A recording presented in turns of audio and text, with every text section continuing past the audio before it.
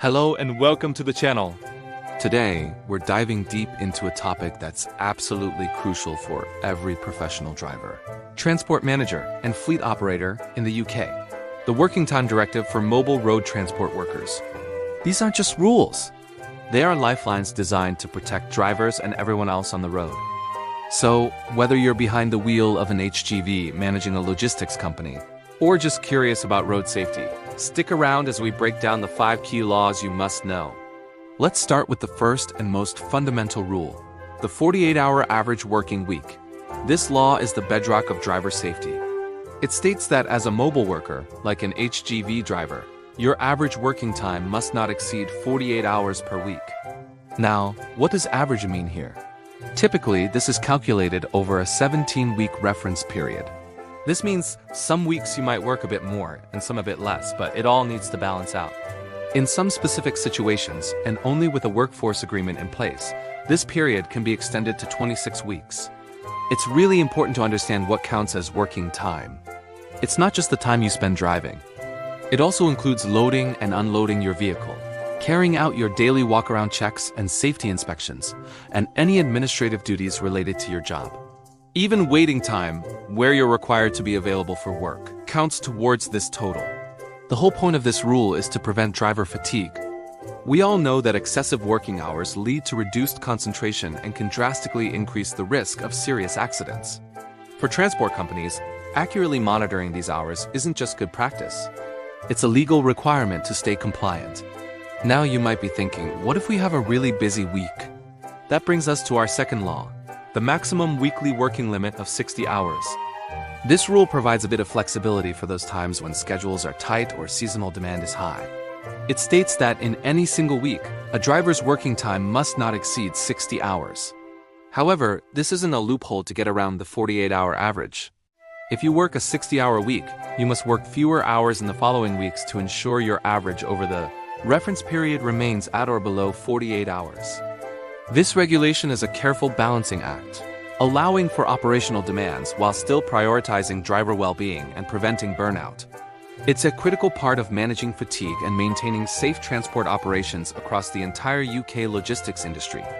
Next up is law number 3, and it's one of the most direct safety measures in the regulations: mandatory breaks.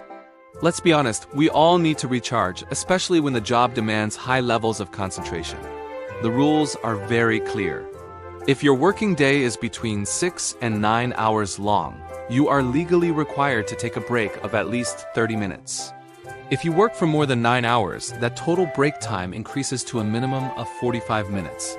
These breaks can be taken all at once, or they can be split into shorter periods, as long as they add up to the required total. Why is this so important?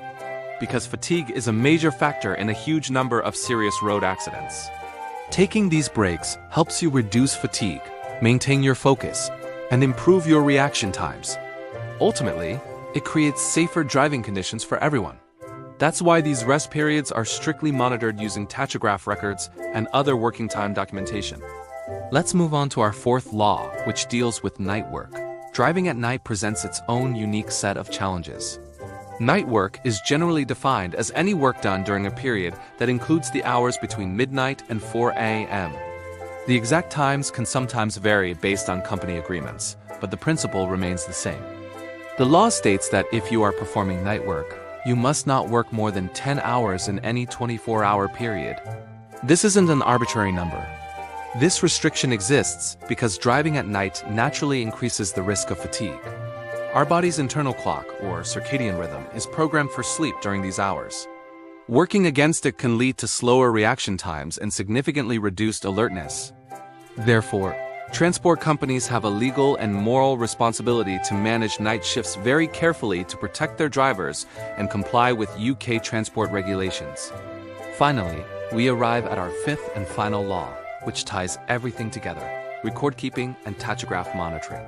None of the rules we've discussed would be effective without a way to enforce them. That's why transport companies are legally required to keep accurate records of their drivers. Working time for at least 2 years. As a driver, it's your responsibility to use your tachograph correctly and ensure your driver card is always up to date. These records are what enforcement authorities, like the Driver and Vehicle Standards Agency or DVSA, used to check for compliance. They verify everything: your driving hours, your working time limits, your breaks, and your rest periods. Getting this wrong can have serious consequences. We're talking about heavy financial penalties, fixed fines, investigations into your operator's license, and even legal action. This is precisely why proper tachograph use and meticulous record keeping are critical responsibilities for both drivers and their employers. It's the foundation of a compliant and safe operation. So, to quickly recap, the Working Time Directive is a cornerstone of safety on UK roads. The 5 key laws we've covered today are the 48-hour average working week, the 60-hour maximum weekly cap, the rules on mandatory breaks, the 10-hour limit for night work, and the crucial requirement for accurate record keeping.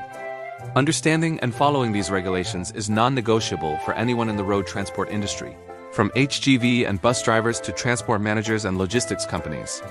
By adhering to these rules, we all contribute to safer roads, better working conditions, and a legally compliant industry. If you found this guide helpful and want to stay informed about UK transport regulations, driver safety, and workers' rights, make sure to hit that subscribe button and follow our channel for more detailed explanations and legal updates. Thanks for watching, and drive safe.